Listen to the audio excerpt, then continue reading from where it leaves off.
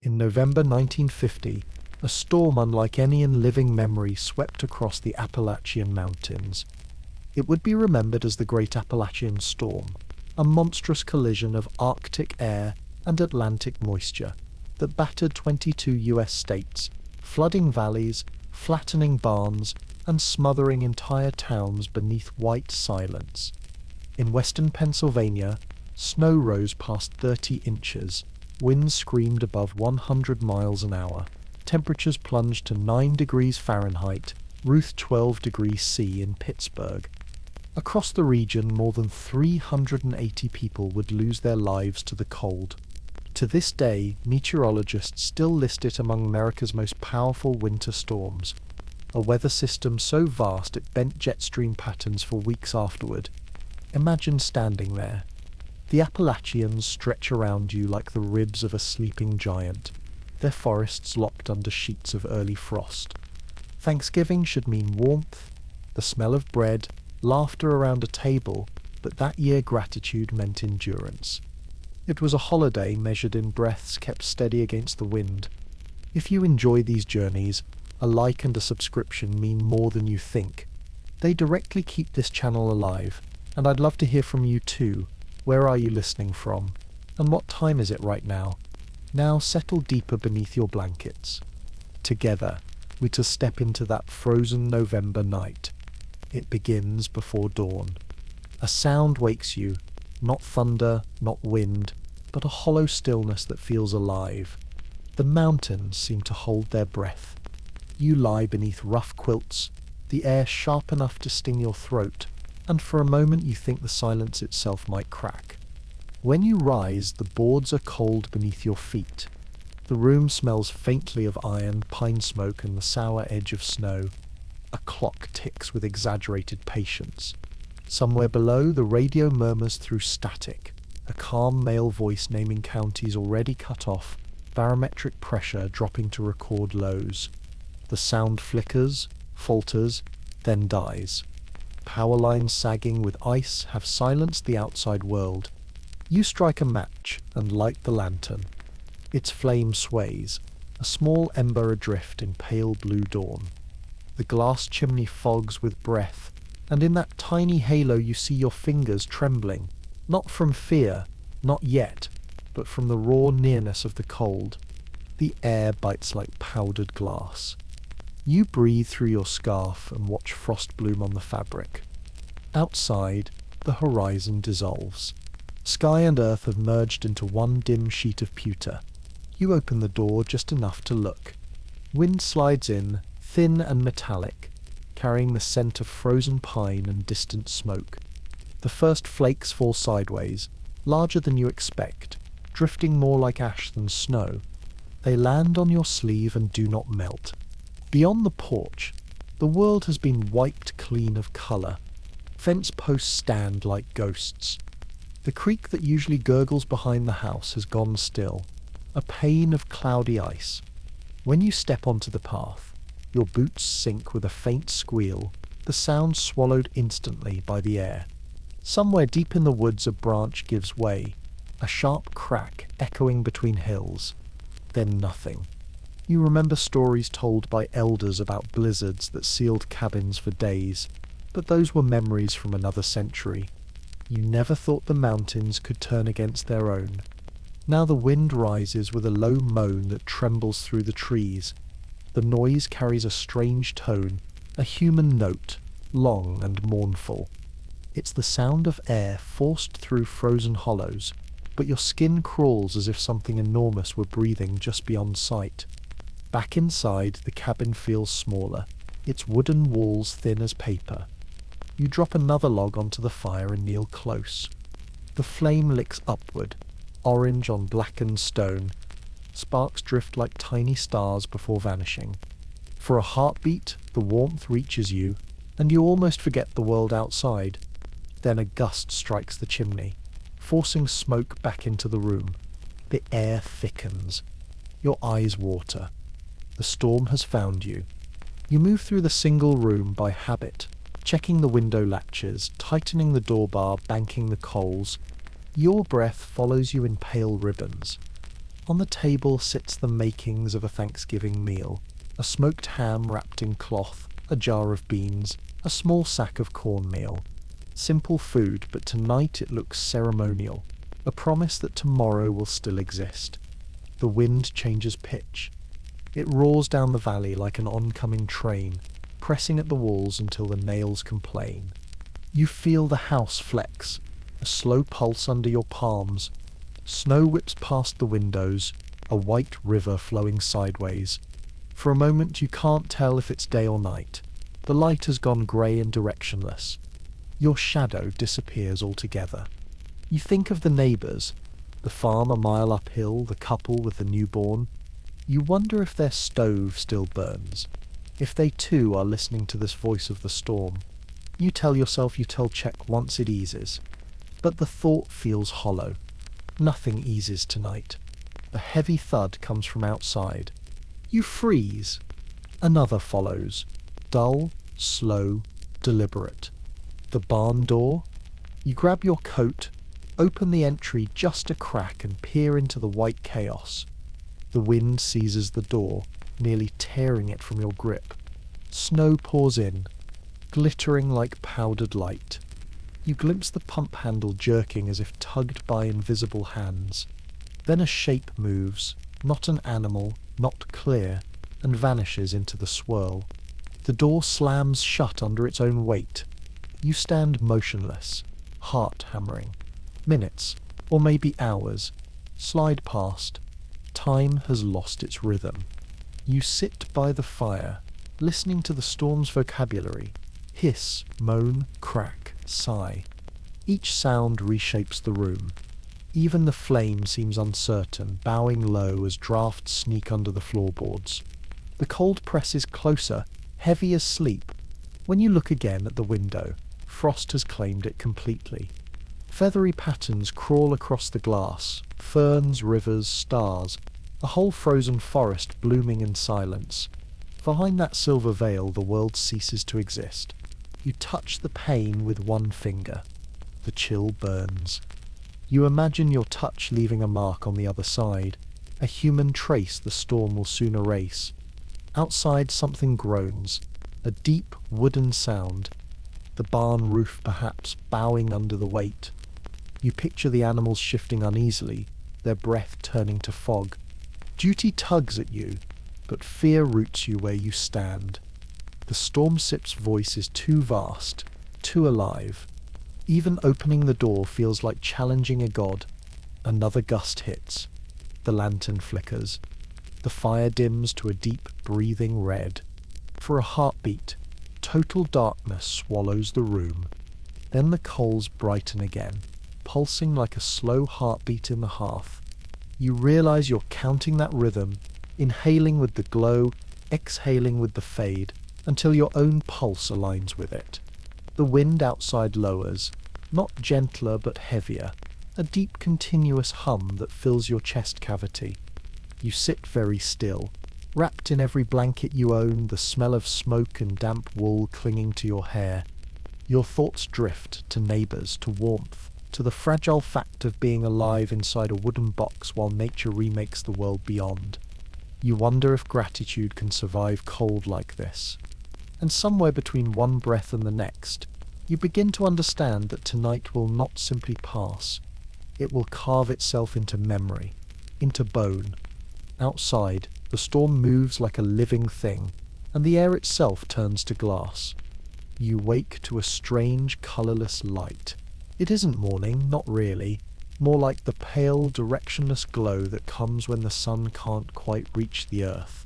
The air inside the cabin feels suspended, as if even the molecules have stopped moving. The fire has burned to a shallow bed of coals, dim and red, more memory than heat. You pull your blanket tighter and watch your breath bloom white in the air before fading into the dimness. Every sound, the tick of the cooling stove, the faint crackle from the hearth, echoes like it belongs to another house. When you rise, the chill bites through your socks. The floorboards have gone glassy with frost, slick beneath your toes. The kettle on the stove is rimmed with ice. When you touch it, the metal stings as if it were alive. Outside, the wind has grown steadier, no longer wild but relentless. It hums through the seams of the house, a continuous breath that seems to come from all directions at once. There is no pause, no rhythm, only a long, unbroken note of winter. You move toward the window. Frost covers most of the glass, its feathery crystals so thick that you can barely see beyond. You rub a small circle clear with your sleeve and squint into the blur. The horizon is gone. The familiar ridge that marks the edge of the valley has vanished completely. There's no line between sky and earth, only a wall of grey-white air. The trees you know by heart are now ghosts, their outlines trembling and dissolving with every gust. You light the lantern, though the light feels futile against the grey outside. The clock on the wall has stopped sometime in the night. Its hands rest at 4:17, frozen mid-hour. You tap the glass, but nothing moves. Time, it seems, has frozen with everything else. For a moment you stand there listening to the world breathe around you. The house sighs under the pressure of wind and cold, timbers creaking in protest. You imagine each board holding on the way your fingers hold a match in a gale, barely desperately because letting go would mean surrender. You eat a slice of cold bread, dry and brittle, breaking apart between your teeth like wood shavings.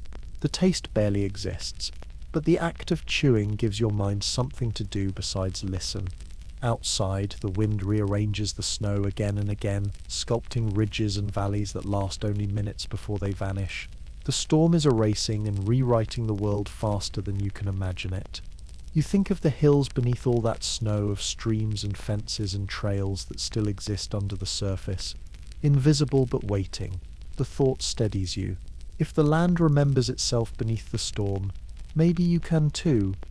You layer your clothes, shirt, sweater, coat, your movements slow and deliberate. When you open the door, the hinges resist. The drift outside has climbed high against it, sealing you in. You push harder, shoulder first, and snow gives way with a soft groan. A spill of white falls across your boots like sand. The air that rushes in burns your face. The cold is immediate and total, not something that settles gradually, but something that claims you all at once. You step onto the porch. The world greets you with blindness.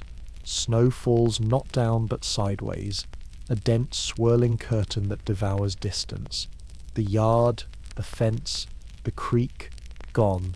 The only things that exist are the cabin behind you and the air before you. You take 2 steps, maybe 3, before the ground disappears beneath your boots. The snow is waist-deep and growing denser with every second. You can't tell whether it's falling or simply shifting from one place to another, carried by invisible hands. The wind roars through the hollow between the hills. The sound isn't like a storm, it's like the inside of a seashell, endless and low, as if the mountains themselves are breathing. You turn back before the drift swallows your legs. The cabin, a blurred shadow through the grey, looks impossibly small. You fight your way toward it, each step erasing the last. By the time you reach the porch again, your scarf is frozen solid, stiff with frost. Inside, warmth greets you like an old friend who has grown frail but still waits by the fire. You shut the door, press your back against it, and breathe until your heartbeat slows. The lantern flickers on the table, throwing small ripples of gold across the walls. The fire groans as you feed it, a bright crackle that sounds almost joyful after the silence outside. As the wood catches, you hear new sounds hiding within the storm. A long, drawn-out creak, followed by a thud, then another, slower and heavier. It comes from the direction of the barn. The animals, you think. You picture them shifting in their stalls, uneasy under the weight of snow pressing on the roof. You want to go to make sure they're safe, but the thought of opening the door again makes your stomach tighten. The storm doesn't just threaten, it consumes. You sit by the fire, listening. The house has its own language now. The faint pop of cooling beams, the sigh of wind through the eaves, the rhythmic patter of snow against the shutters. Then there's another sound, different, deliberate, a metallic click, like a latch moving back and forth. It repeats every few seconds, regular, Insistent, you tell yourself it's the barn door again, swinging loose, that the sound doesn't match the rhythm of the wind. It's slower, intentional. You hold your breath and listen harder, until you can almost hear footsteps within the noise. Slow, heavy, measured. Then, nothing. The silence that follows feels alive, waiting. The fire pops loudly, breaking the spell. You let out your breath and force yourself to move, to focus. You sweep the hearth, check the lamp oil, count the logs left beside the stove. Anything to make the cabin feel orderly, predictable. Hours blur together. You can't tell how long you've been sitting by the fire. The light outside never changes. It's always the same pale grey, timeless and unbroken. You eat dried apples, their sweetness faint and leathery, and drink water melted from snow. The air inside tastes faintly of smoke and iron. When you close your eyes, the storm continues behind your eyelids, a constant swirl of white. You think of the world beyond these hills, of trains stopped on their tracks, of towns buried under snow, of families huddled around radios that have gone silent. You remember hearing, before the static swallowed the broadcast, that even the Great Lakes had frozen over in parts, that roads were gone, that rescue crews were trapped by their own engines. You imagine the map of the eastern United States as one vast breathing organism, its pulse slowed nearly to stillness under the weight of ice. The thought of that scale makes you dizzy. You pull the blanket tighter and close your eyes. The storm is not a storm anymore. It's the atmosphere itself made hostile. You listen to it move around the cabin, low, patient, constant. It doesn't rage, it persists. You can't decide if that's better or worse. Rage would end. Persistence feels eternal. At some point, the roar lessens. The pressure on the walls eases, and the light changes. It's not brighter, just softer. You stand, stiff-legged, and open the door a few inches. Outside is silence. The wind has died, leaving behind a world made of white marble. Snow has risen to your chest at the doorway, smooth and unbroken. The trees are bowed beneath their icy armor, their branches glittering like glass. The air is so cold it burns your lungs. You step out onto the drift, the snow supporting your weight for a second before you sink. The stillness is absolute. There is no sound, not even from the river. The horizon has ceased to exist. Everything blends together in one seamless field of light. You turn slowly, searching for movement, but there is none. You are standing in a painting, frozen and eternal. You glance back at the cabin. The roofline is half buried, the chimney smoke swallowed by the colourless sky.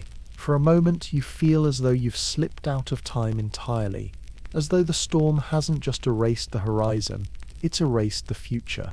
Then a soft crack from the ice overhead reminds you that the world still moves, even in stillness. You step back inside, closing the door carefully behind you. The latch clicks, and you rest your forehead against the wood. The warmth inside feels fragile now, something that could vanish with one bad gust. You sit by the fire again, hands outstretched, watching the flames lick upward and collapse. The snow outside presses against the windows, dimming the light until the room glows in amber and shadow. You know the storm isn't finished. It's only pausing, gathering its breath. For now, the world beyond the walls has no edges, no shape, no mercy. The horizon is gone, and all that remains is this: your heartbeat, the hiss of the fire, and the knowledge that morning may come, but light itself has forgotten the way. Morning doesn't come so much as it gathers, slowly, faintly, without warmth. The cabin feels smaller today, the air heavier, as if the storm has thickened it with its breath. You wake before the light changes, if it can be called light at all, and lie still for a moment listening to the deep creaks of the timber walls. They sound like old bones shifting under weight. The fire has gone out again.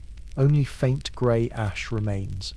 You pull the blanket tighter around you and realize your pillow is rimmed with frost from your own breath during the night. Even sleep has frozen. You rise, each movement deliberate. Your joints protest as the air bites at the thin skin between the glove and sleeve. The lantern burns low on the table, a tired eye keeping watch. Beside it, the bread is stiff, the water jug a solid block. The sound of your own breathing becomes the only rhythm in the room. Beyond the walls, the storm's voice hums low and constant, a lullaby without melody. It isn't rage anymore, it's endurance. You kneel by the hearth and build a new fire with the precision of a ritual, tinder first, then kindling, then the larger logs. You strike the match and watch the tiny flare struggle against the cold before it catches. The flame spreads greedily, orange against the dull grey of morning. You feed it carefully, coaxing the warmth like an old friend too fragile to embrace. When it finally grows steady, you sit back on your heels, hands extended, feeling the first real heat in what feels like a lifetime. The storm has quieted, but not ended. When you press your ear to the door, you can hear the faint hiss of snow shifting against the walls. Somewhere outside, ice cracks like distant gunfire, followed by a long, sighing groan. The weight of the drifts presses inward, reshaping the cabin's edges. You can feel it in the floorboards, a subtle vibration like the mountain itself breathing. You remember stories of roofs that collapsed under snow, of barns swallowed whole. You tell yourself your home is sturdy, but the thought still flickers and lingers. You decide to check the door. It's a simple act, something to reclaim a sense of control. You cross the room, lift the latch, and pull gently. Nothing. The handle doesn't budge. You frown and try again, harder this time. The wood groans, but the door stays shut, sealed by the drift outside. You press your shoulder against it. It gives an inch, maybe less, before holding firm as if the snow itself has hands pressing back. For a long moment you stand there listening to the faint crackle of frost on the hinges. The realization settles in. You're sealed inside. You could wait until the wind shifts, until the drifts settle, but the thought of being trapped makes your pulse quicken. You push again, this time with both arms braced, but the door refuses, unmoving, patient. Your breath grows shallow. Panic is a slow bloom. It doesn't shout, it whispers. You feel it rising through your chest as the cabin suddenly feels too small. The windows are thick with ice, lightless, opaque. Even the chimney draws sluggishly, its smoke curling back into the room before escaping. You swallow hard, steadying yourself. The air tastes of cold ash. You are not trapped. You tell yourself. You are only waiting. You move to the back wall where a small window faces the slope behind the house. Its panes are crusted with frost, but not yet buried. You scrape a circle clear with your gloved thumb and squint out. The snow drifts are enormous, higher than the fence line. The sky above is bruised silver, heavy with more to come. You can see the tops of trees bending beneath the weight, their branches cracking softly in slow surrender. Somewhere beneath that blanket of white lies the path to the barn, the creek, the valley road, all erased for now. You think of the animals again. The cows, the horses, the chickens, all shut away in darkness. You picture their warm breath, the steam rising in the cold, the dull fear in their eyes when the roof creaks. You wonder if they sense the storm's patience, its steady, relentless hunger. You whisper a promise under your breath. You'll reach them soon. You always do. You find the shovel by the door, the wooden handle cold enough to sting through your gloves. You dig carefully at the base of the frame, scooping out what snow you can from inside. The effort warms you. Sweat beads at your temple despite the chill, but the drift is deep, solid. You clear a few inches, only to watch more snow slide in from cracks above. It's like bailing water from a sinking boat. The storm takes back what little you win. When you pause to rest, the sound of the wind returns low and steady, carrying something else with it. Not just the hiss of snow, but a faint rhythm beneath it. A knocking, slow, uneven, like wood against wood. You hold still, listening. The sound comes again, louder this time, from somewhere near the barn. You rise, heart thudding. The animals?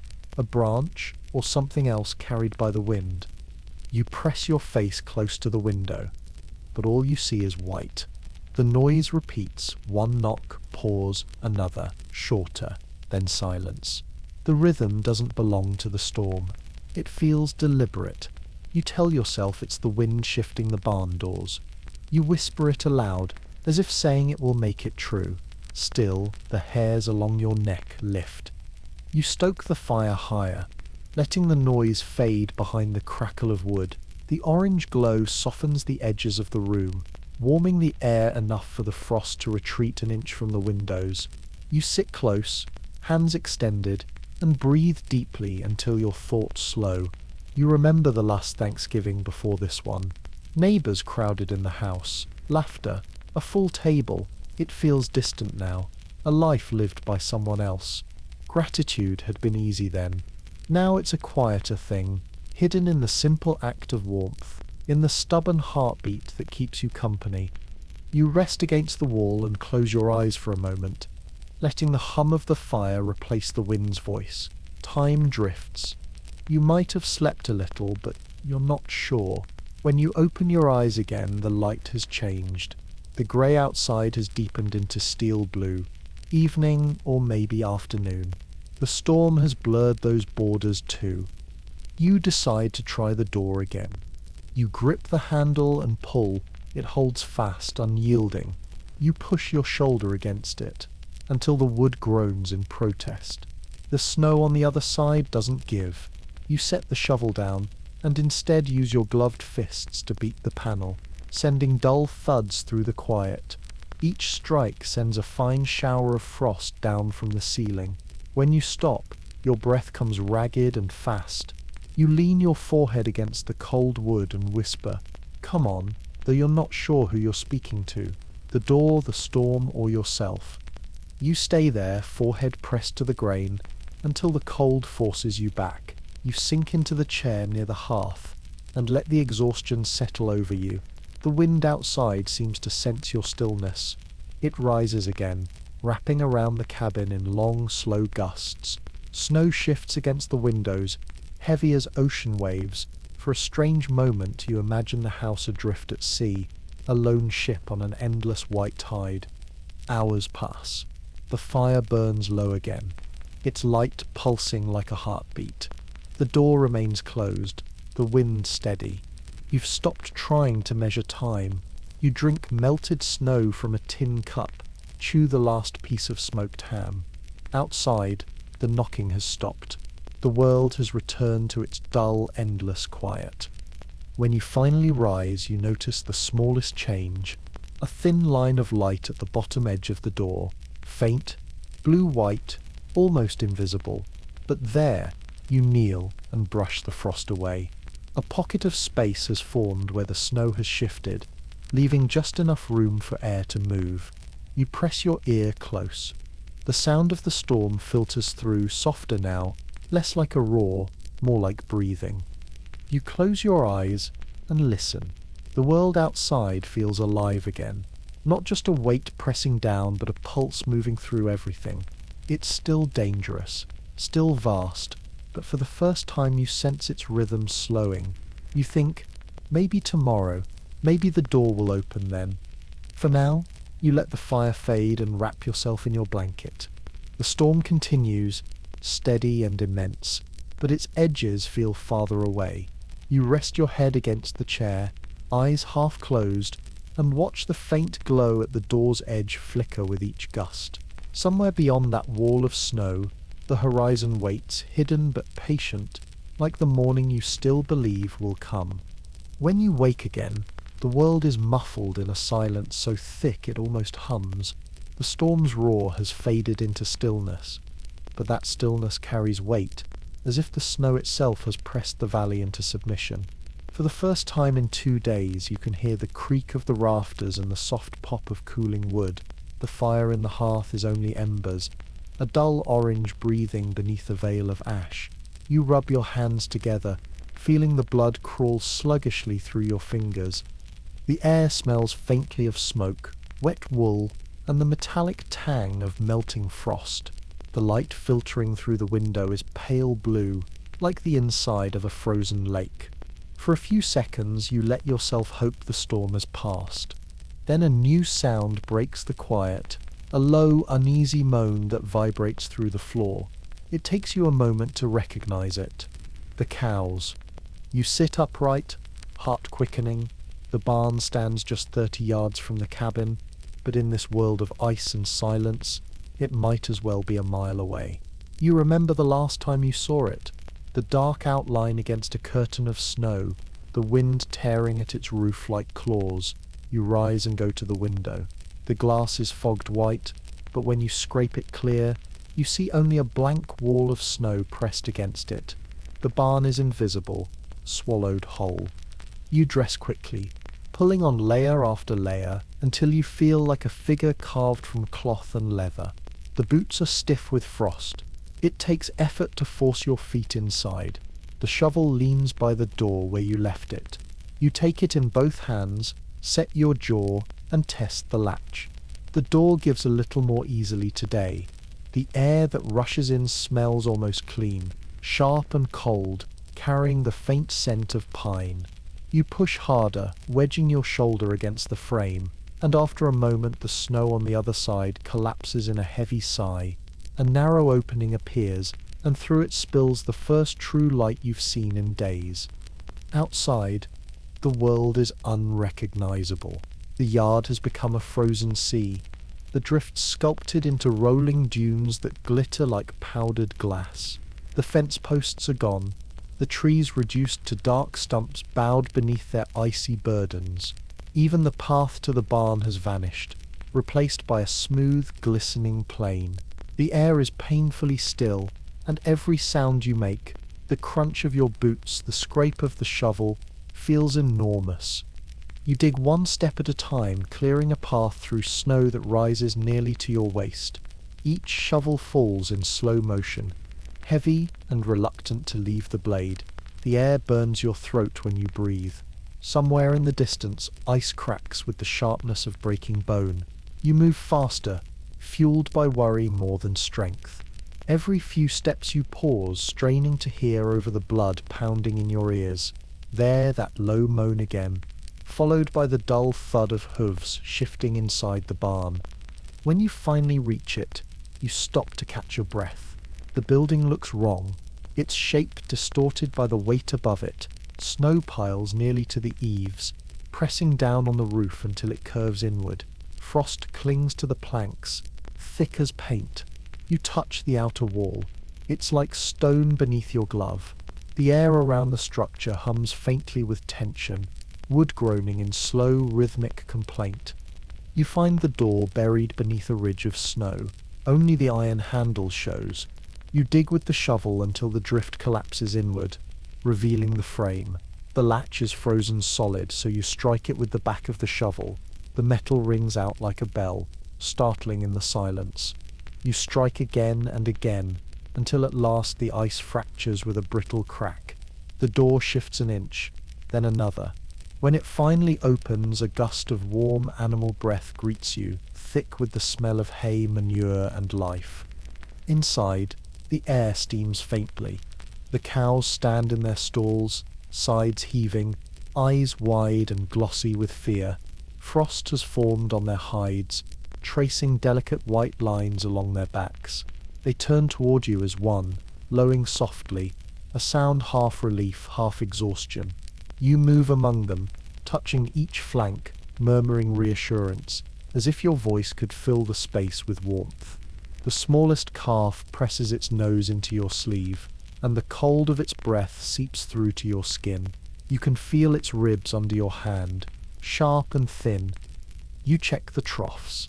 The water has frozen into cloudy slabs.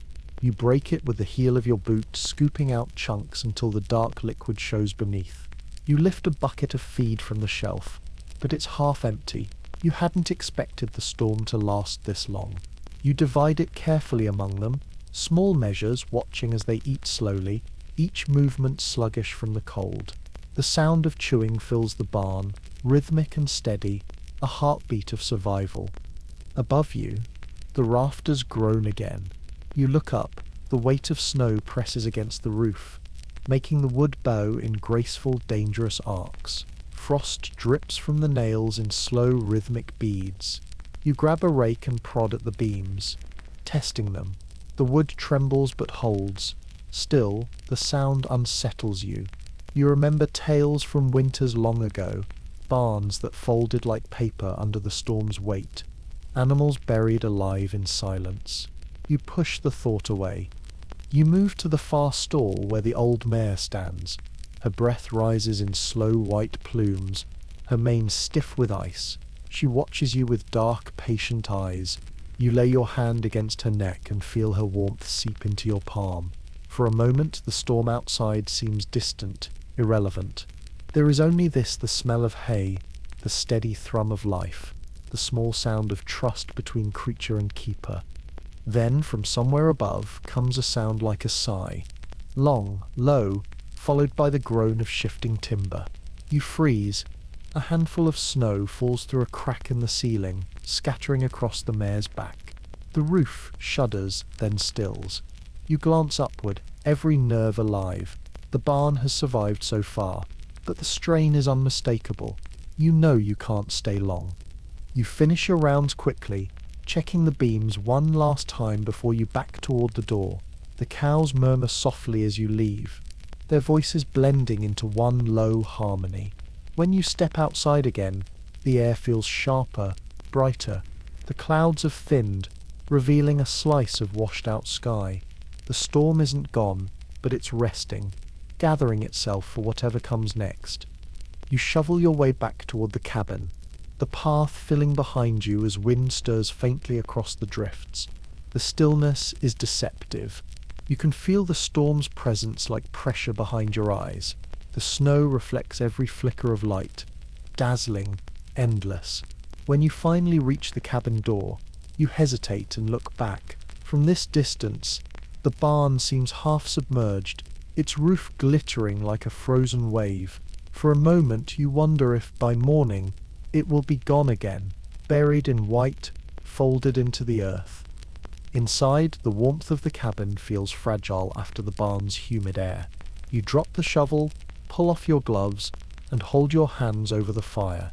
The flames sting as blood returns to your fingers. You listen to the house breathe, wood settling, frost cracking, the faint sigh of the chimney. Somewhere far away, thunder rumbles deep within the storm, a reminder that this quiet is temporary. You sit down, the blanket around your shoulders, and try to memorize the sound of stillness. The cows will survive the night. You tell yourself the roof will hold, the storm will move on. Yet beneath those thoughts runs another current, the awareness of how small you are, how thin the walls between safety and chaos. Outside, the horizon remains buried, the world rebuilt in shades of white and shadow. As dusk slides across the valley, a soft wind stirs again, carrying the smell of snow and pine smoke.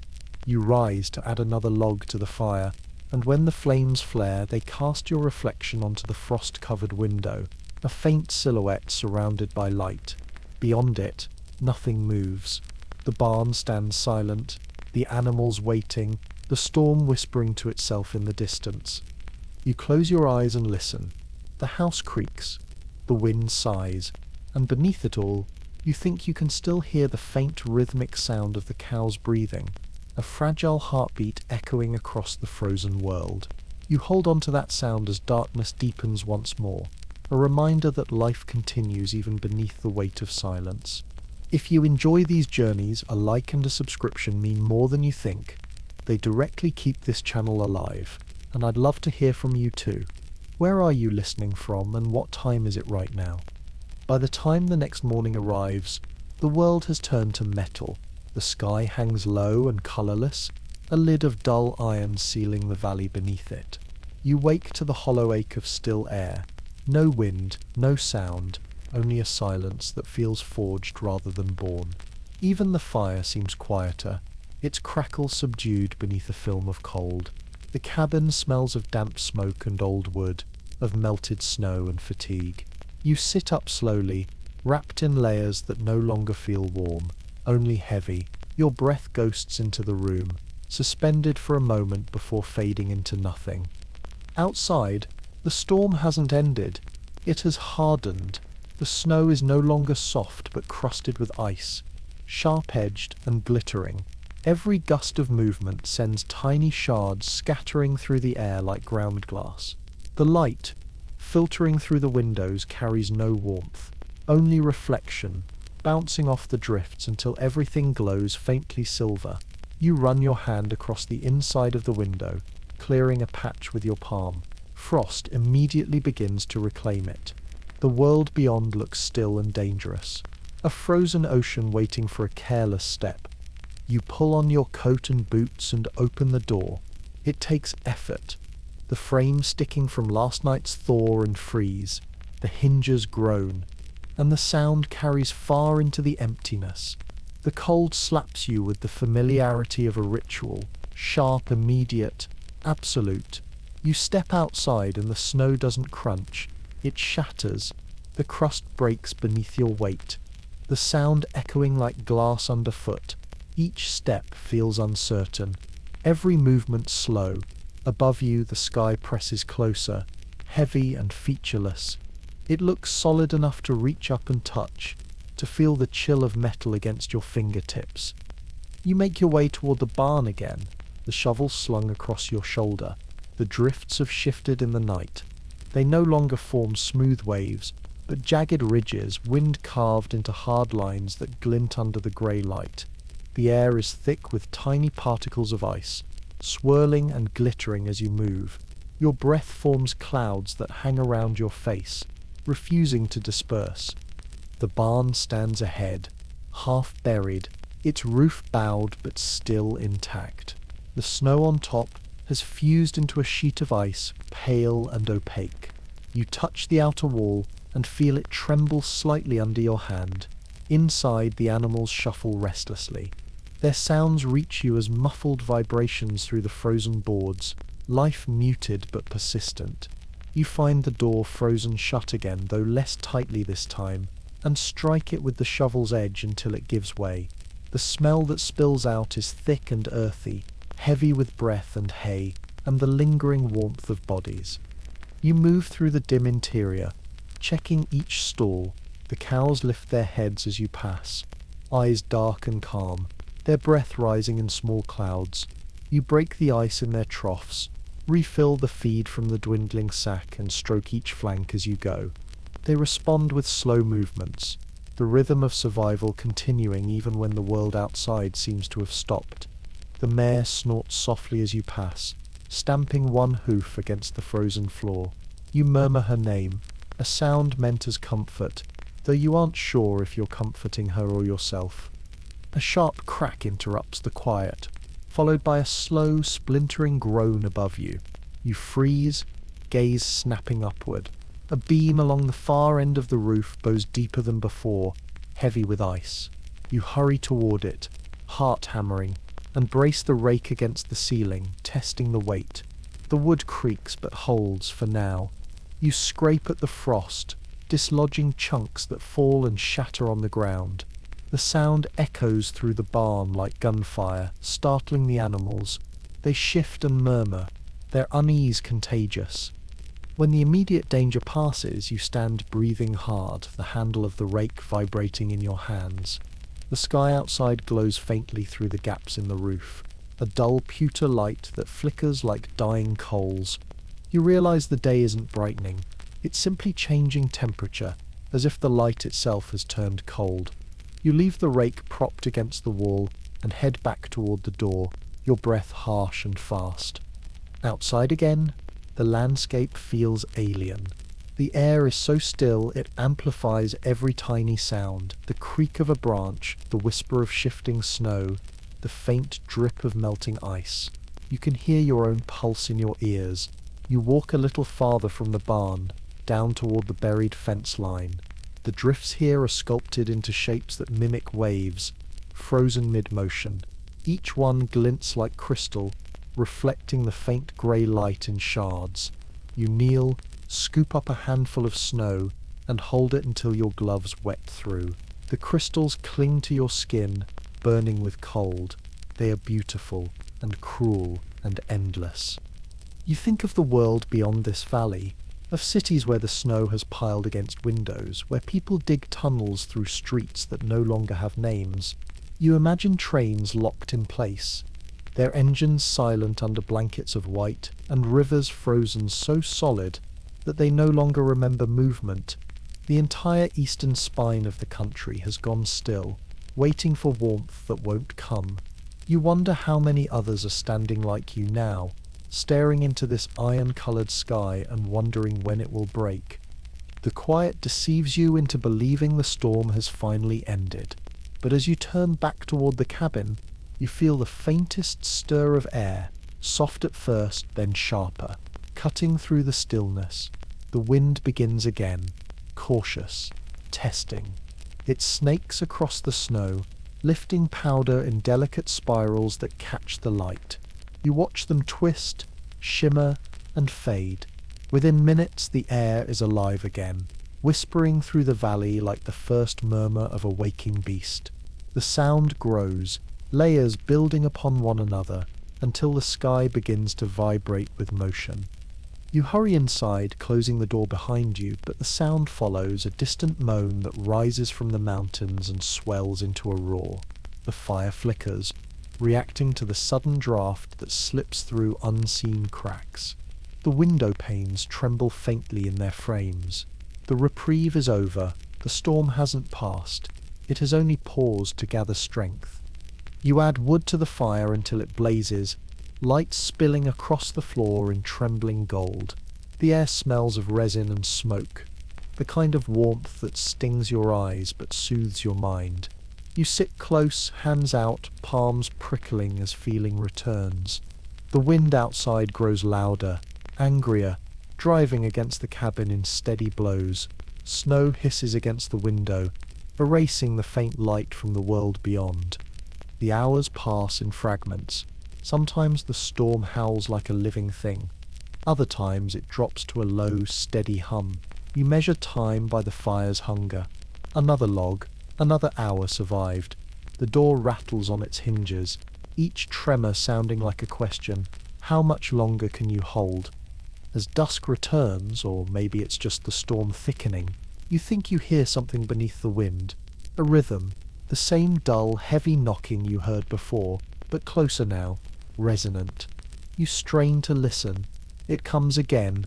3 beats, pause, then 2 more. You tell yourself it's the barn door again, but the pattern feels too deliberate, too human. You move to the window and peer through a clear patch in the frost. The view is only snow and shadows. Nothing moves, yet the sound persists, as if the storm itself is knocking to be let in. You step back. The sound stops. The silence that follows is worse. A vacuum that pulls at your thoughts. The fire snaps loudly, making you flinch. You force a small laugh, just to hear something human. The noise feels foreign in your mouth. You spend the evening in that half state between alertness and exhaustion, listening to the storm circle the cabin like a predator. It presses, retreats, returns again. The rhythm of it becomes your heartbeat. You close your eyes and imagine it from above. The valley sealed in white, the river frozen solid, your tiny house a speck of light in an ocean of storm. The thought should make you feel small, but instead it fills you with something close to awe. You are alive inside one of the most powerful storms in memory, cradled in its cold, unrelenting hands.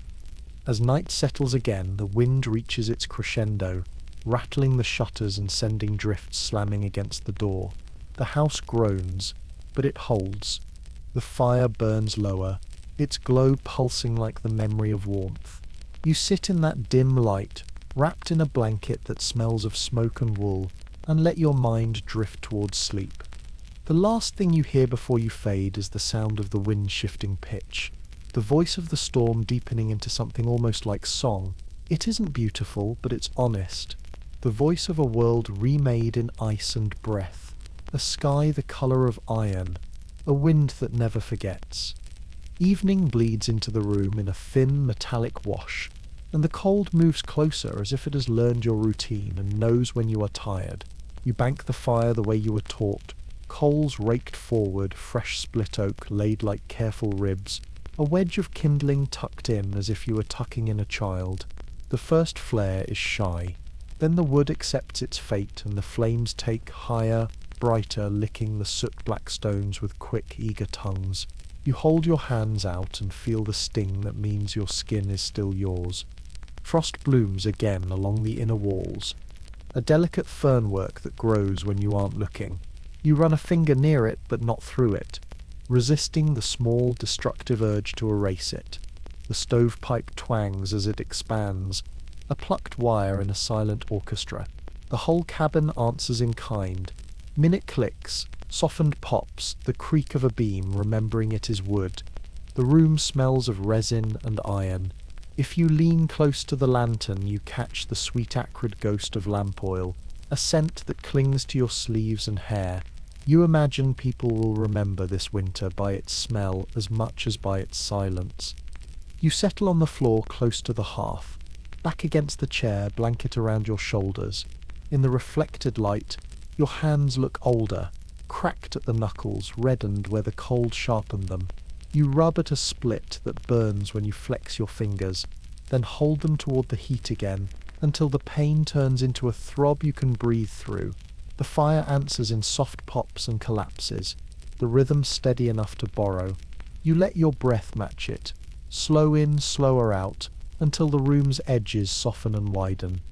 The window nearest the fire has a milky oval, where the frost has thinned.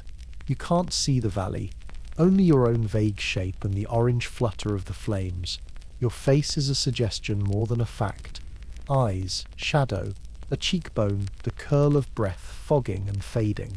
You tilt your head and the figure moves in kind, a silent companion just on the other side of the glass. It looks calm. You try to believe it is you. Somewhere in the country beyond these hills, wires are down for miles. Thanksgiving gatherings have dimmed to candle stubs and coal stoves, trains wait nose-deep in drifts, roads vanish under an arithmetic of snow no map can keep up with. Newspapers will call it historic, broadcasters will speak of pressure systems and records in the Ohio Valley, words to name a storm that does not need names. You think of none of that now. Here the world has been reduced to essentials. Heat, breath, walls that hold, and the promise of morning that every spark offers. You bring a pan near the coals, set water to warm, drop in 2 thin coins of salt pork, and a rough handful of cornmeal. The smell is modest and good.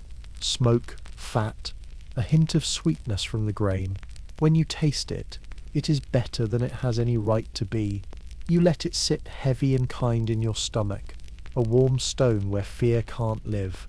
When you swallow the last mouthful, you listen for the storm the way you would for a distant river. It is there no longer raging, but constant, a low surf of wind moving across a shore of snow. You think of faces flickering in this same light. The neighbour with the newborn, the old man up the ridge with his hounds, the couple in the hollow who share a single stove when the weather turns. If there are prayers tonight, they are practical beams that hold, doors that open, breath that does not smoke too thin.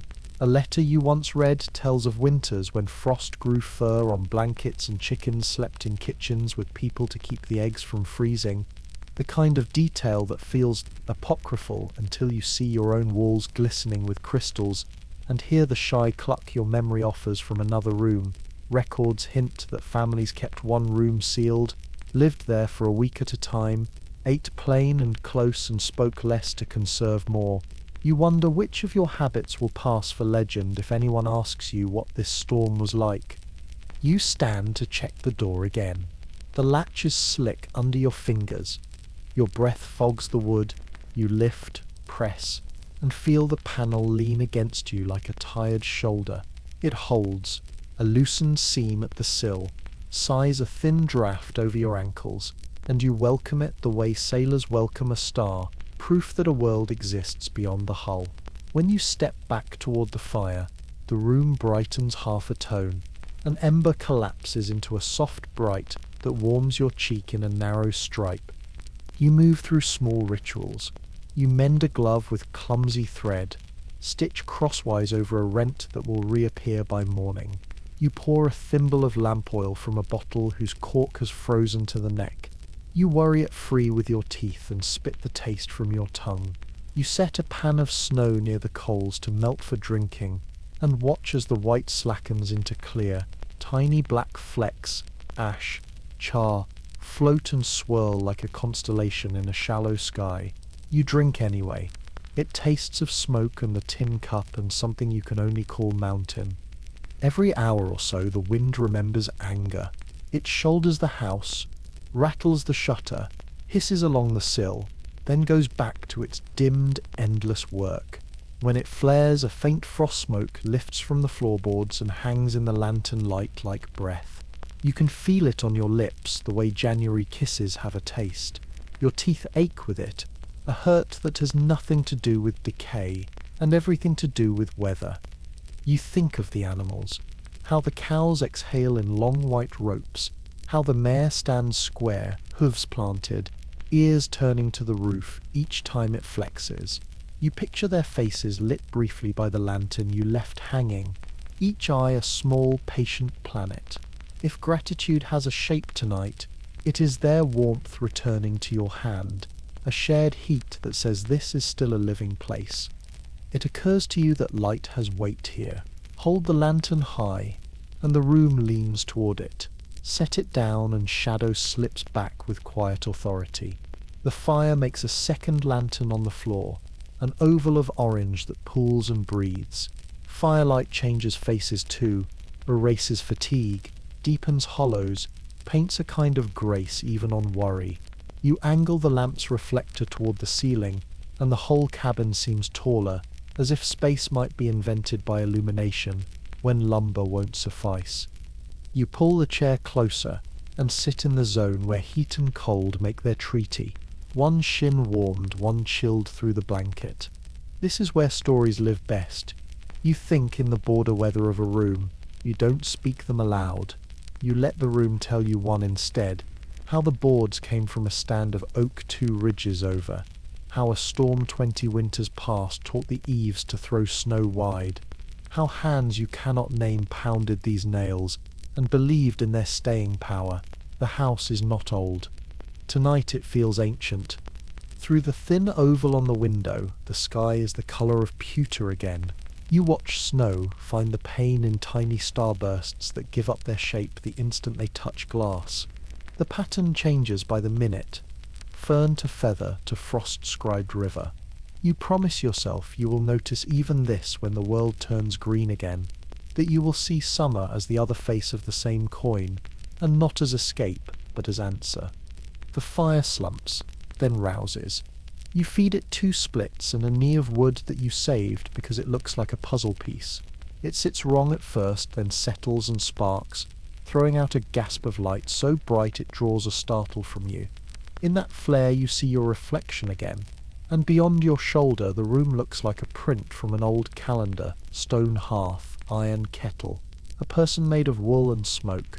You are not sure whether the comfort is in the scene or in recognizing yourself inside it. A far sound folds in, not the now familiar moan or the soft avalanche of a sliding drift, but something slower, heavier, a measured weight moving across the buried yard. You straighten, breath paused halfway. The sound comes again, one press, a long rest, another. It could be the barn door testing its frozen hinge. It could be a branch flexing back to where it should have been all night. Letters from winters like this mention foxes finding barns, their steps small and neat on crusted snow. Others speak, always softly, as if embarrassed of hearing footsteps where no path could be. You tell yourself it is timber, answering wind, but you stand all the same. You lower the lamp wick until the flame is a bead. The room slips into red. Your eyes learn the dark in a minute. At the window the oval has fogged closed again. A blind coin. You listen until the listening grows loud enough to be its own sound. The measured weight does not return. The silence is not empty. It is full of your attention. At last, you lift the wick. The bead becomes a flame. The flame a language you trust. You ease back to the hearth and rest your palm on the stones. Heat says, stay. Wind says, remember. Your body chooses as bodies learned to choose long before you. When you finally let your eyes close, firelight spills through your lids in pulses, a warm tide crossing the red insides of your vision. Your breath falls into a slow braid with the crackle and the distant weather. If you sleep, it will be near the coals, face turned to the light, the last sensation a pleasant ache where heat and frost meet along your cheek. And just as you begin to drift, the latch on the door gives the softest click, as if the weight outside has shifted its stance, and the house, attentive and stubborn, has quietly set its jaw for whatever comes next. You wake to darkness, and for a moment you think your eyes are still closed. The fire has gone out completely. The room smells of cold ash and damp wool, and the silence has returned, total, heavy, watchful. When you reach for the lantern, your fingers fumble across the table until they find the cold glass chimney. The match sputters twice before catching. The flame blooms like a single heartbeat in the void, and in its glow you see your breath hanging in the air, moving slower than time. The storm has returned, but in a different form. Not the wild, thrashing thing from before, but a deep, unending pulse that moves through the ground itself. It hums faintly under the floorboards, a low vibration that feels like breathing from beneath the earth. Outside, wind claws at the roof with long, uneven strokes. The sound of snow sliding down the eaves is soft, deceptive, like fabric being folded.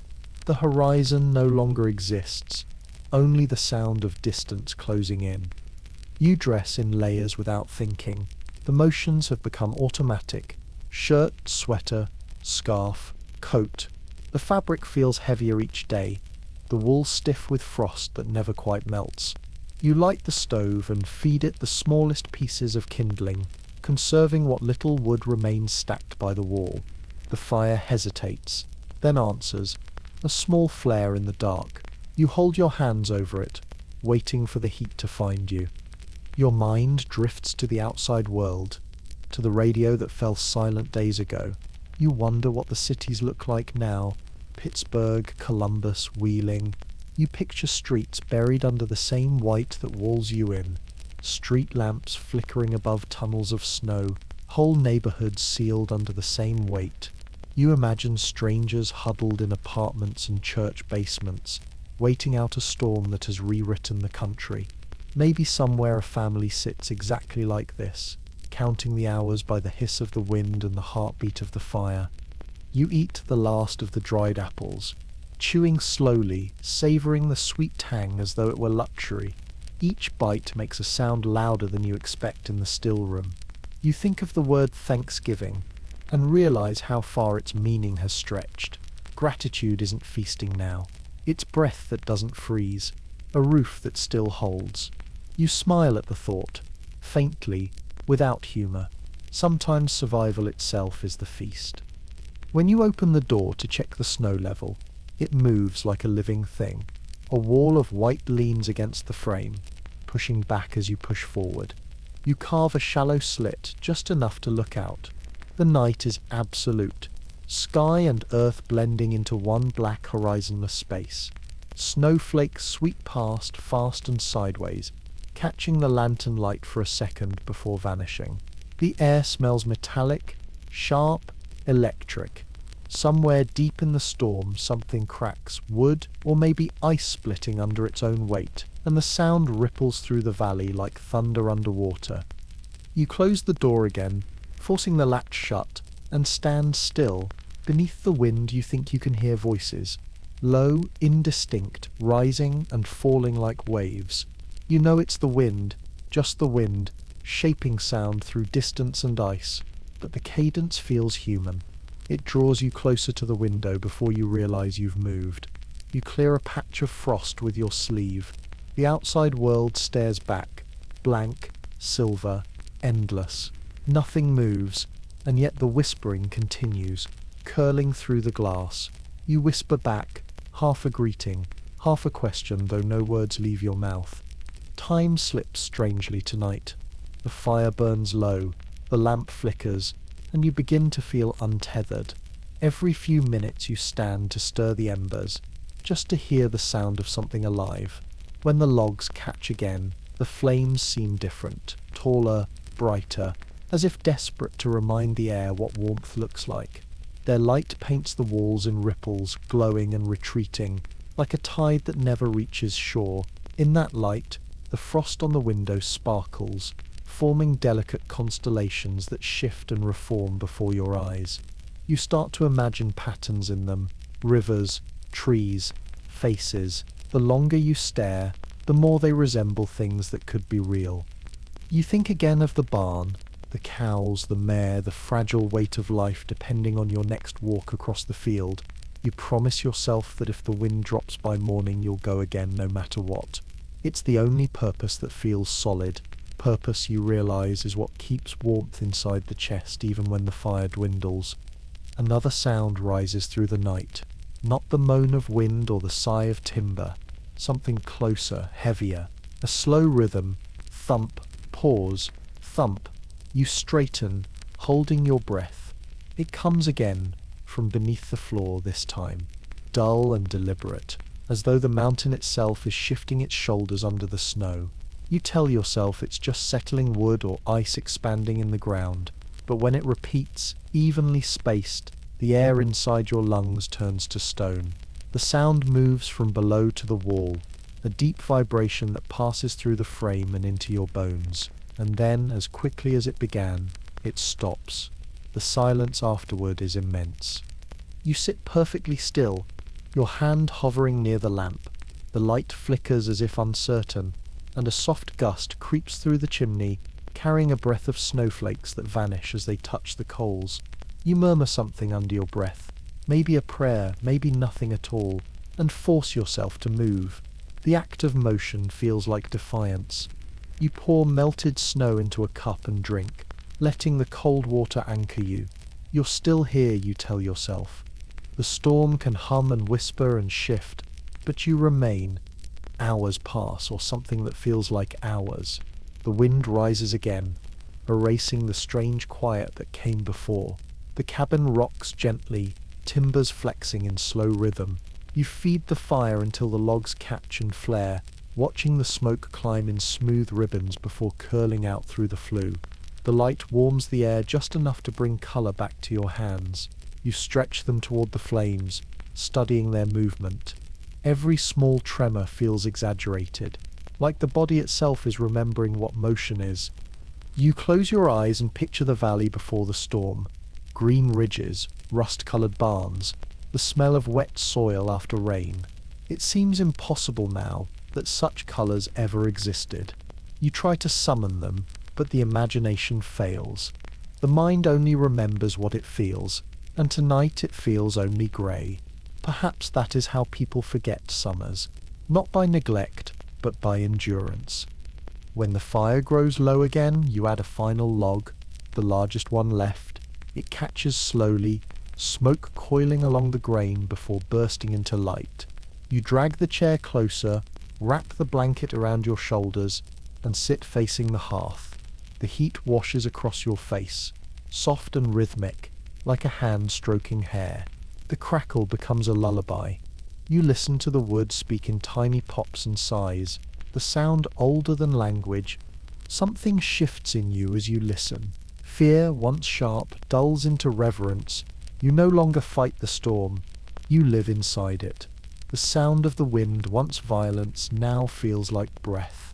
Even the darkness carries its own quiet order. You realize you've stopped checking the door, stopped counting the wood, stopped waiting for dawn. Survival has changed its meaning again. It's no longer about tomorrow, but about the slow grace of each minute endured. A faint glow appears through the frost, thin and silver, spilling down the window's edge. It's not sunlight, you know that instantly, but moonlight filtered through miles of cloud. The sight still startles you. For the first time in days, there's something above the storm, something clean and far away. You stand, move closer to the glass and touch it lightly. The cold burns your fingertips. The moon itself is hidden, but its reflection dances on the surface of the snow, soft and fluid, as if the land were breathing again. You stay there for a long time, watching the light shift across the frozen drifts. It flickers faintly like the memory of water. Somewhere in the distance, a sound answers it. A long, low call that might be wind moving through the valley, or perhaps the groan of ice collapsing on the creek bed. You don't know which. It doesn't matter. For the first time since the storm began, the sound doesn't frighten you. It feels almost companionable, like a voice calling from one room to another in a vast, cold house. Eventually, you return to your chair and sink down, the blanket cocooned around your shoulders. The firelight plays across the walls, turning frost into gold lace, the kind of fragile beauty that asks for quiet rather than praise. Your body begins to loosen, muscles untangling, mind slipping between wakefulness and dream. The wind hums in the chimney, steady as a heartbeat. You think of everyone else in the valley, their lights, their fires, their breath threading upward through cracks in roofs and eaves. The storm has swallowed them all, but in your mind you can see them clearly, flickers of orange across an endless white map, distant but alive. The thought steadies you. You realize you are not truly alone. You never were. Your eyelids grow heavy. You let them fall, listening one last time to the harmony between fire and wind, the quiet conversation of opposites that have learned to share a room. Outside, the snow keeps falling, soft now like the end of a song that refuses to fade. And in that strange peace, you drift into sleep. The fire's glow painting faint warmth on your frosted face. Somewhere in the night, the wind eases. The storm pauses to breathe, and for a heartbeat the mountains remember silence. You wake to a brightness that feels wrong. Not light, not exactly, more like the memory of light trapped in ice. The air in the cabin is motionless, heavy and colder than before. Your first breath burns your lungs, a dry cold that scours the throat. The fire has died again, nothing left but a faint grey shadow in the hearth. For a moment you lie still, wrapped in blankets that have stiffened overnight, and listen. The storm has gone silent, so silent that your own heartbeat sounds too loud. You rise slowly. Every movement is deliberate, a conversation with your own body. The floor creaks in low protest under your weight. You strike a match and light the lantern. The flame wavers, then steadies, casting long orange lines across the frost-caked walls. The room looks smaller than ever, every surface touched by the slow, creeping bloom of ice. Even the kettle left near the hearth has frozen solid, its contents sealed in a perfect, milky white stillness. You move to the window and scrape away a patch of frost with your sleeve. The view outside stops your breath.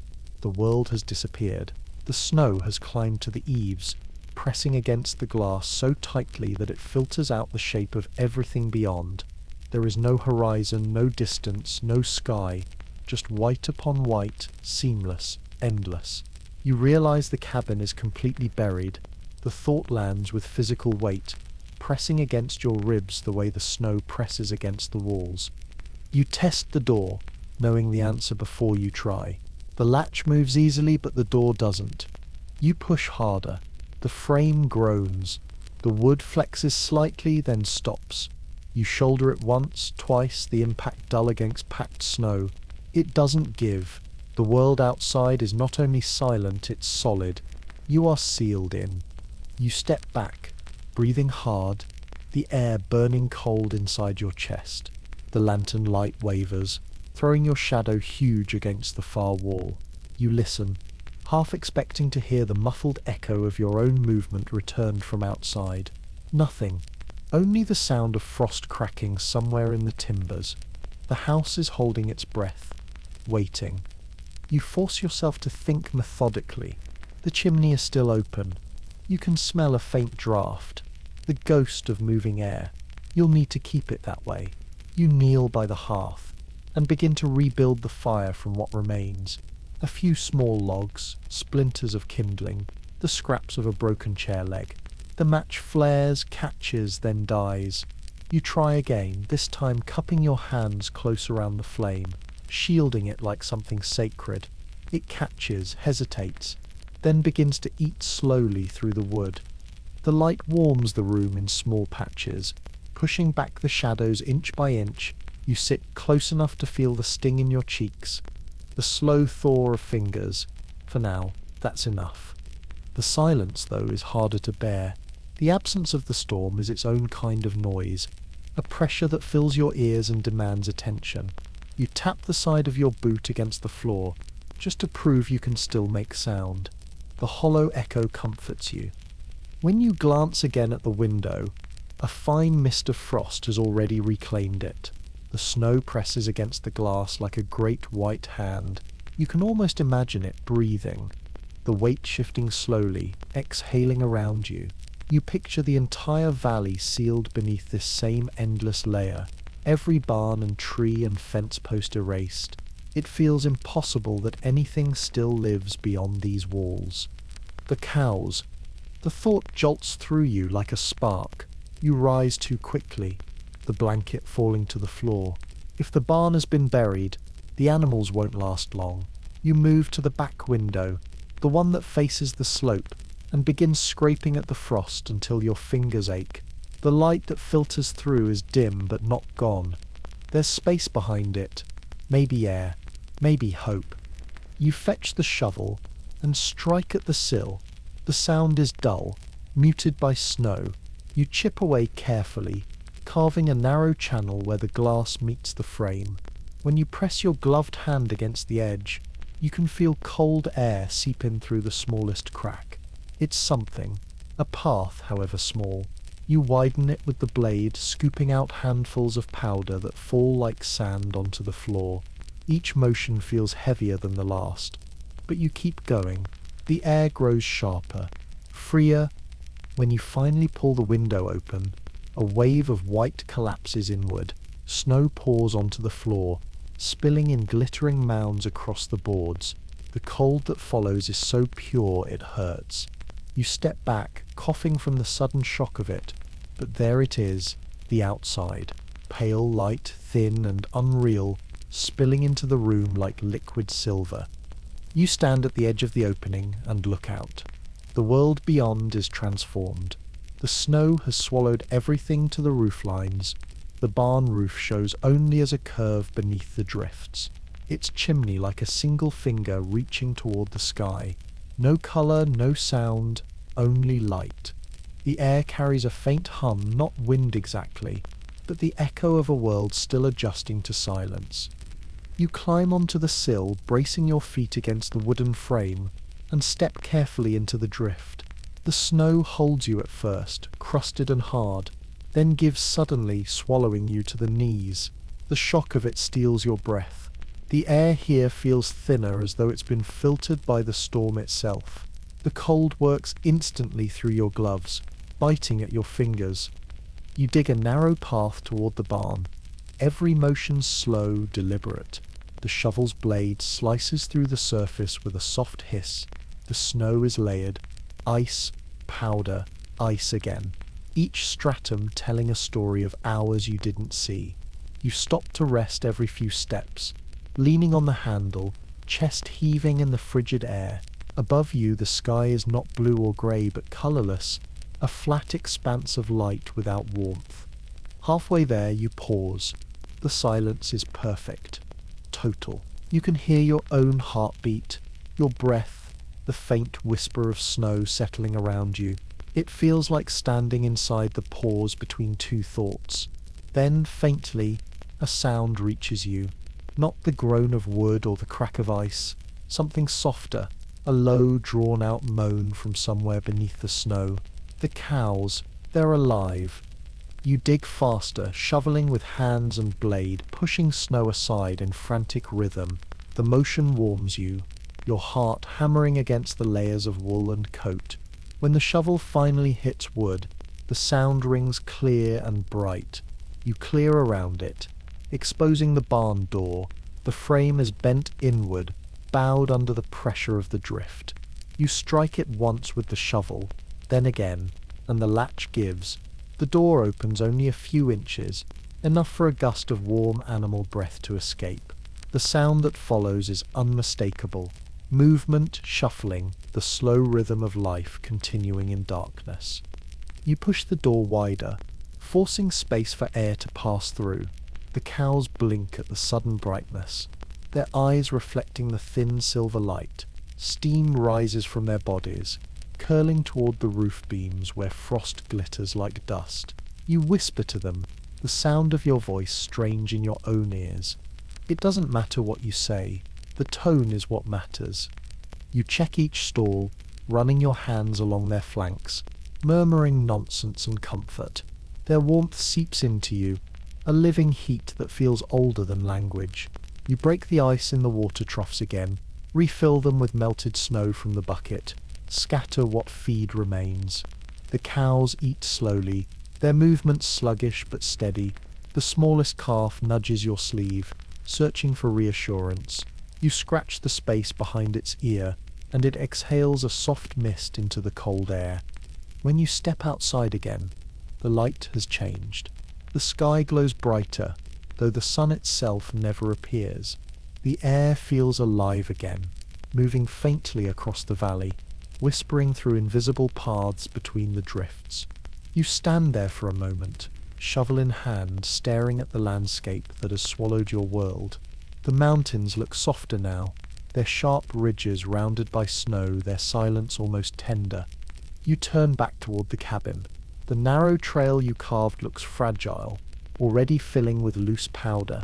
Each step home feels heavier, but there's warmth in your chest that wasn't there before. A steady, slow heat that comes not from fire but from the stubborn fact of survival. Inside, the fire crackles again, bright and forgiving. You remove your gloves, fingers stiff, and stretch your hands toward the flames. The smell of smoke and thawed wool fills the room. The window remains open, a small bright wound in the wall, but you leave it that way. You want to hear the sound of the world breathing again. For the first time in days, you feel the weight of exhaustion. Not fear, not urgency, just fatigue deep enough to be human. You sink into the chair by the fire, blanket across your knees, eyes half closing. The air hums faintly with warmth. Outside, the light sharpens and softens by turns, as if testing the idea of morning. You think of what it will look like when the thaw comes. The way the snow will sink in on itself, revealing the outlines of fences and roads, the slow rediscovery of shape. You imagine the sound of water running again, the creek finding its voice under the ice, and for the first time since the storm began, you let yourself believe it will happen. You rest your head against the chair, eyes closing.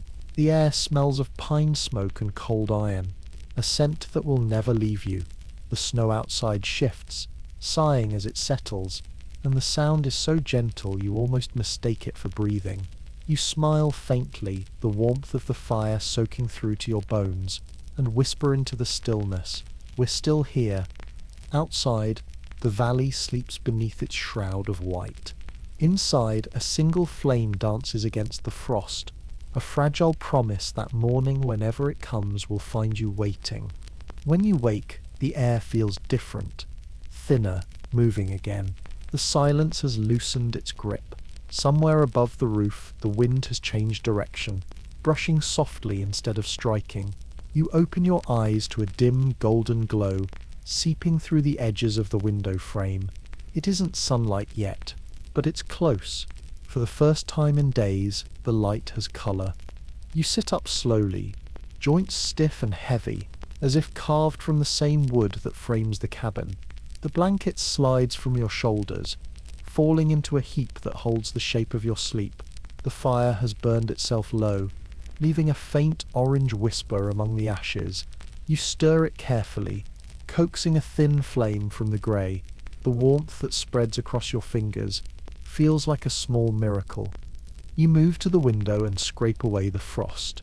The snow outside glows faintly blue and gold, the colours of early morning trapped in glass. It looks softer now, almost pliant, but the drifts still rise halfway up the eaves. The door remains sealed, though the wood feels less rigid when you test it. The air is shifting. The storm has begun to release its hold. You eat the last piece of bread, brittle and flavourless, then drink melted snow from a tin cup. The water tastes clean, metallic, alive. When you set the cup down, you realize how quiet your body has become. No more shivering, no more shallow gasps of cold. There's only the slow rhythm of breath and the faint hum of wind outside. It feels like permission. You gather the shovel and a small lantern, wrapping yourself in layers until your movements are thick and clumsy. The door groans when you pull it, but it doesn't fight the way it did before. The snow gives under pressure, sighing as it falls inward. You carve an opening large enough to step through and climb into the pale morning. The first breath of open air strikes your lungs like a gulp of cold water.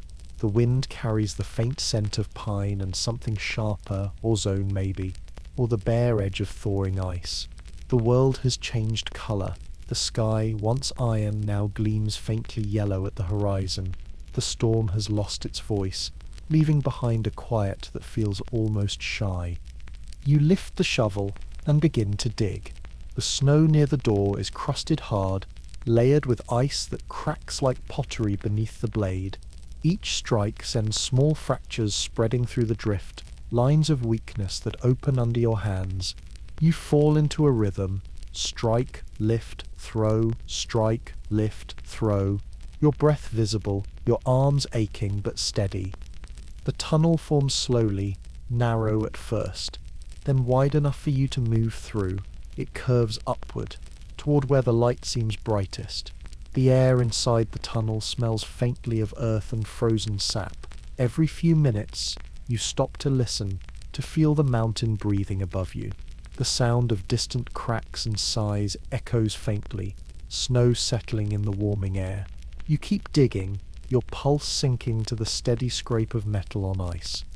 At last, the shovel breaks through. A rush of pale light spills down, dazzling, golden, alive. You drop the tool and push upward with your hands, widening the hole. The snow collapses around you in a soft roar, and you climb through, blinking against brightness. The sky above is a miracle. After so many days of grey, the sudden blue looks almost impossible. Wisps of cloud drift lazily, lit with faint gold at their edges. The sun sits low over the ridge, pale but unbroken. Its light hits your face, and you flinch, not from pain but from disbelief. You hadn't realized how long it's been since you felt it. The warmth doesn't reach your skin yet, but your mind feels it anyway. You turn in slow circles, taking in the world that has returned. The valley lies silent beneath a sea of white. The mountains look softer, rounded, almost gentle. Fences, roads, trees, all gone, swallowed by smooth waves of snow that glitter in the light. The barn roof gleams nearby, still bowed but holding.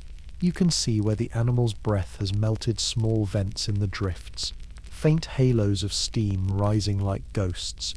For a long moment you stand still, shovel in hand, the sun warming the back of your neck. The silence feels less cruel now. It feels earned. The storm has remade everything, erased the familiar, and left behind something holy. You look down at your own footprints, dark holes in a field of light, and realize you are part of the new landscape too. You start clearing a path toward the barn again. Though the snow is softer now, easier to move, the shovel bites and lifts with less resistance. Each motion feels lighter, freer. When you reach the door, the mare greets you with a low nicker, her voice muffled but eager. You laugh, the sound strange in your throat, rough from disuse. You pat her neck, feel the warm breath against your palm, the life that refused to fade. You feed the animals the last of the hay, and break the ice in their troughs once more. The water steams faintly in the cold air, and they drink deeply. The cows stand calmer now, their eyes soft in the morning light. Even the air inside the barn feels different, less tense, less brittle. You lean against a beam for a while, breathing it in, the smell of hay and damp wood and life. Outside, The wind picks up again, but not as a warning. It moves playfully now, stirring loose snow from the branches, sending glittering plumes into the air. The world sparkles with motion. You stand watching it, your mind empty of words. The sound of the wind is music again, sharp, high notes across the frozen valley. When you return to the cabin, the sunlight slants through the hole you dug, catching on the floating dust and frost in the air. The whole room glows, gold and blue at once. The walls, once oppressive, now look almost translucent. The frost patterns on the windows shimmer like stained glass. You set the shovel down near the door and sit by the fire, feeding it with the last of the wood. The flames leap up eagerly, reflected in the window as liquid gold.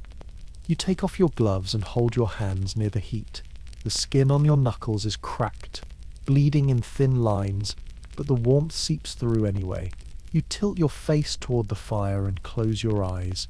Behind your eyelids, the light of the sun and the fire merge into one color. Amber, endless.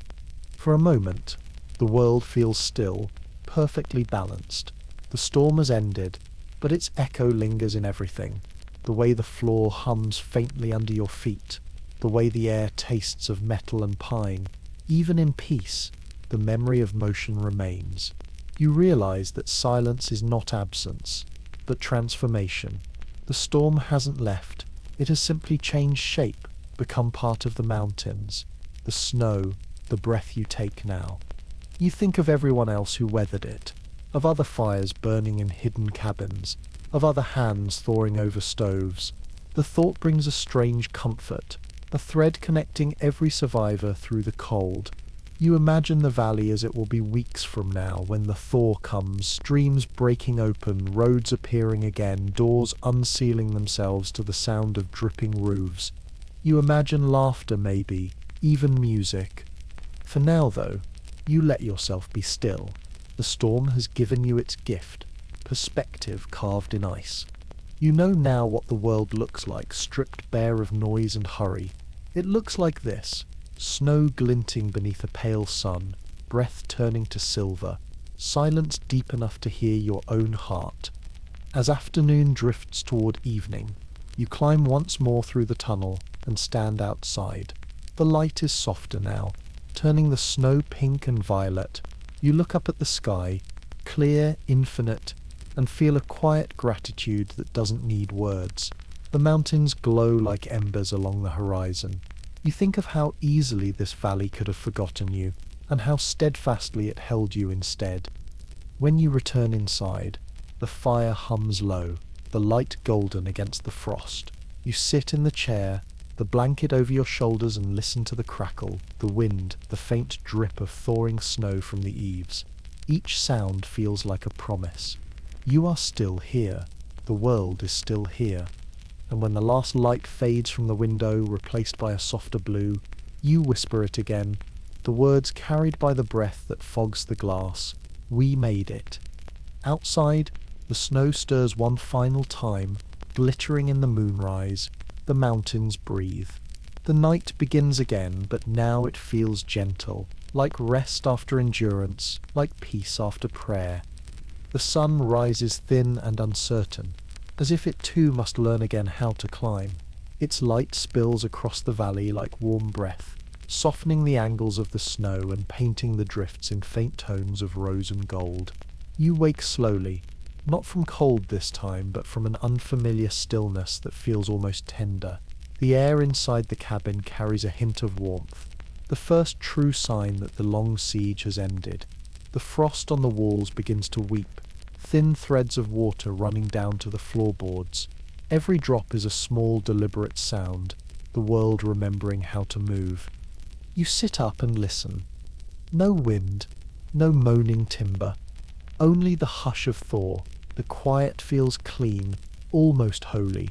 The fire has gone out during the night, but the room holds a trace of its heat. You strike a match and relight it anyway, out of gratitude as much as habit. The flames catch quickly, eager, their colours brighter than before, yellow and red instead of dull orange. The smoke drifts straight up the chimney without hesitation. It's a good omen. You move to the door, still half buried but looser now. When you push, the snow gives easily, sliding away in a soft cascade. A slice of pure light cuts through the gap, so bright you squint against it. You step outside into air that tastes like metal and new beginnings. The cold is still sharp, but the edge of it has softened. The wind that greets you carries the scent of pine and far-off wood smoke. Other fires, other survivors. Somewhere down the valley, a dog barks once, the sound faint but alive. You stand on the porch and look across the world that remains. The snow is smoother now, a great white ocean glittering beneath the rising sun. The sky above is the palest blue you've ever seen, washed clean of anger. Your breath drifts upward and vanishes. Everything shines. For a long time you simply stand there blinking against the light, afraid to move in case it breaks the spell. The barn still crouches beneath its load of snow, the roof bowed but holding. The air around it shimmers faintly where warmth escapes through small cracks. You make your way toward it, each step easier than yesterday, the crust of the snow firm enough to carry your weight. Beneath your boots, ice breaks with the delicate sound of glass fracturing. You walk slowly, reverently, as though crossing a cathedral floor. Inside the barn, the animals stir at the sound of the door. They turn toward you, eyes reflecting the light that spills in behind you. Steam rises from their backs, from the hay, from the troughs where ice has begun to break. The smell of life, earthy, warm, familiar, fills the air. You move among them, whispering nonsense words that feel like prayer. The mare nudges your shoulder, and you laugh out loud, the sound startling in its brightness. It's the first true laughter you've heard in what feels like a century. You work in silence after that, tending, cleaning, feeding. The rhythm is simple and good. When you finish, you stand at the doorway and look out again. The snow has begun to glitter more fiercely in the light, melting into beads that roll lazily down the drifts. Somewhere beneath that surface, water is already moving. The sound is faint, barely there, the world beginning to thaw from within. You return to the cabin with a new steadiness in your step. The air feels lighter now, more generous. You notice things you hadn't before. The scent of pine resin in the melting wood pile, the way the light slides over the frost on the window, turning it into 1,000 tiny suns. The silence no longer feels like absence. It feels like reverence. You sit by the fire again, though it no longer feels like a fortress, only a companion. You can hear small noises outside, trickles, drips, cracks, the slow heartbeat of a valley waking from sleep. You close your eyes and let the sounds layer themselves into a kind of music. Somewhere deep in the earth, frozen roots begin to stretch again. The air smells faintly of damp soil, of beginnings. You think of the storm, of how it came without mercy, how it roared and screamed and stripped the world down to its simplest form. Yet it didn't erase you. It carved you into something smaller. Yes, but also more true. Gratitude, you realize, isn't warmth or plenty. It's breath. It's waking in the morning to find the air still moving through your lungs. It's the small act of striking a match and believing the flame will take. You look toward the window. The light has grown stronger, gilding the frost until it shines like stained glass. Beyond it, the mountains gleam, soft, enormous, ancient. You imagine the storm lingering at their peaks, diminished now, watching as its creation melts back into the world. You almost thank it, strange as that feels. Without it, you might never have noticed how beautiful survival can be. Later you step outside again just to feel the sun on your face. The snow is blinding now, dazzling in its purity. The cold seeps through your boots, but you don't care. You stand there until your cheeks sting and your eyes water, until the world stops feeling unreal. The air rings with clarity. Even the silence hums. At the horizon, smoke curls from another chimney, faint, wavering, but real. A neighbour, maybe miles away. Alive. The sight brings an ache to your chest, sharp and clean. You lift your hand and wave, though you know they can't see you. The gesture is enough. Across the miles of snow, the simple act feels like communion. The day stretches on. Long and golden, meltwater begins to trickle from the eaves, tapping a slow rhythm against the wooden porch. You sit there for a while, watching the drops form and fall. Each one catches the sunlight and shatters it into a brief rainbow before disappearing into the snow below. It's mesmerizing. It's hope made visible.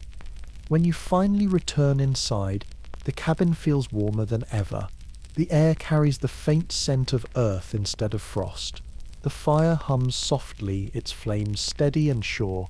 You realize how quiet your thoughts have become. Not empty, but calm. You have nothing left to wait for. You have already arrived. As evening comes, the light fades from gold to rose to grey. The first stars appear above the peaks, trembling in the thin air. You watch them through the window, one by one, until the sky fills with their soft silver patience. The moon climbs, pale and immense, bathing the valley in its gentler light. The snow glows faintly under it, smooth as silk. You sit by the window, blanket around your shoulders, and breathe. The storm, once monstrous, now feels distant, like a story told in another lifetime. Its echoes linger in the quiet, not as fear but as reminder. You survived something that should have broken you. You carry that now, quiet and indelible, like a scar that glimmers instead of bleeds. The wind stirs again near midnight, but it no longer howls. It sighs, moving softly through the trees, brushing snow from their branches. The sound is almost tender. You close your eyes and listen to it, the same voice that once screamed, now whispering its final lullaby. You whisper back, not words but breath, a rhythm that matches the world's own. It feels like prayer, though not the kind you learned. It is not about asking or praising, but about being still, small, alive.